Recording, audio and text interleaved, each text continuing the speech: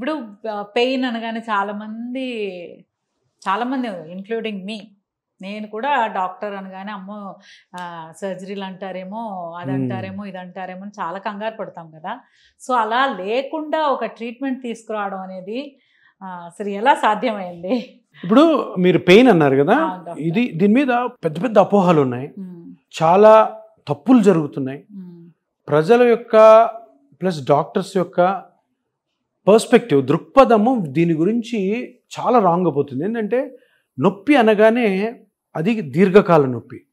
దీనికి ఒక మనిషి అనుకునే ఆ విధానము అండ్ ఇది నొప్పి ఎందుకు వచ్చింది అన్న విధానము పలు విధాలుగా రాంగ్ వేస్లో పోతుంది. నొప్పి అనగానే ఏంటంటే అది మనకి ఏదో సంకేతం ఇస్తుంది.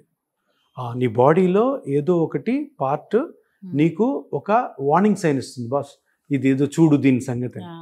దాన్ని మనము చాలామంది అంటే దగ్గర 80% మన ఇండియాలో, అవుట్ సైడ్ కంట్రీస్లో కూడా ఇలాగ ఉంటుంది. ఏదో పెయిన్ కిల్లర్ వేసుకొని సప్రెస్ చేసేద్దాము, పెయిన్ కిల్లర్ వేసుకొని సప్రెస్ చేసుకొని పనిలో పడిపోదాము.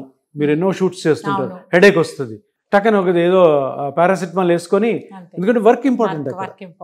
కానీ మనం ఆలోచించేది ఏంటంటే ఏదో కంటిన్యూస్గా వస్తుంది హెడేక్ అంటే ఏదో చెప్తుంది ఇది మనకి, అంత ఈజీ కాదు అన్నది ప్రజల్లో అవేర్నెస్ లేదు, డాక్టర్స్లో కూడా అవేర్నెస్ లేదు.